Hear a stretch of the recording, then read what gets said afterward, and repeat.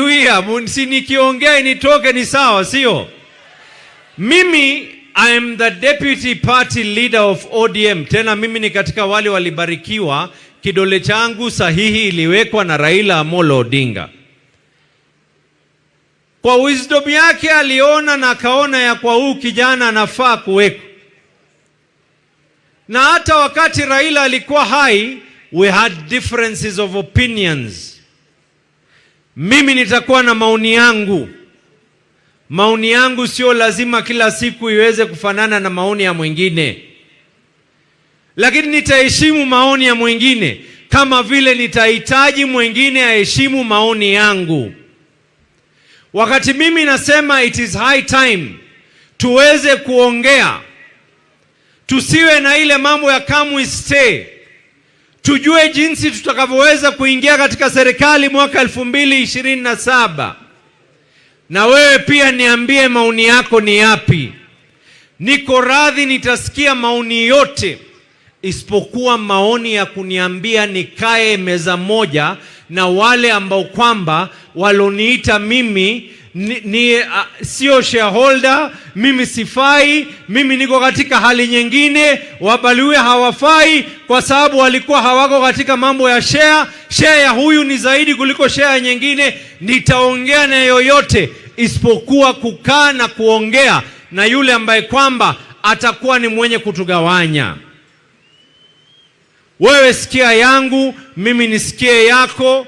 Lakini mambo ya kuambiwa ya kwa chama kinauzwa, chama kina nini, chama kinaimarishwa. Na ukitaka kujua ya kwa chama, nisikizeni Wabaluya. Unajua mvua inanyesha, kwa hivyo kama ni kulala leo, Jirongo alinipa mingi, lakini nyumba hakunipa hapa. Kwa hivyo gavana, mimi ni mgeni wako leo. Inaonekana hapa tunalala hapa. Mrenda na sima tunashiba hapa. Lakini yalioko rohoni yanitoke hapa. Mimi nimesikia mingi. Unajua nilitoka kule Mombasa, watu wa Mombasa wakaniambia gavana, ukifika kule Mombasa, kule Kakamega, hakikisha umeenda ile level 5 ambao kwamba serikali ya county ilianza na serikali kuu inaendeleza. Uende ukaiangalie. Nimefika hapa, nimesikia wengine wanasema ya kwa hakuna jambo ambalo kwamba limefanywa. Nimetoka Mombasa, watu wa Mombasa wakaniambia stadium yako ya Mombasa saa hii ndo unaanza mazungumzo. Stadium ya Kakamega, serikali kuu, kuna jeshi sijui nini inafanywa hapa.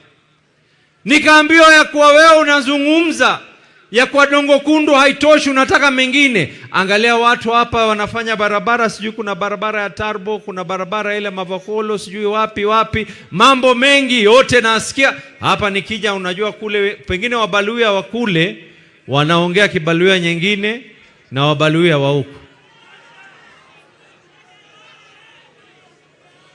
Wabaluya muko, siniongei nitoke. Mimi nilisikia hapa leo tuko hapa kuweza kucelebrate the life of Jirongo.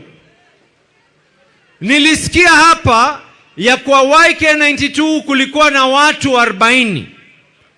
Na nikasikia hapa katika YK92 watu 40 walikuwa ni watu kabila tofauti, sio?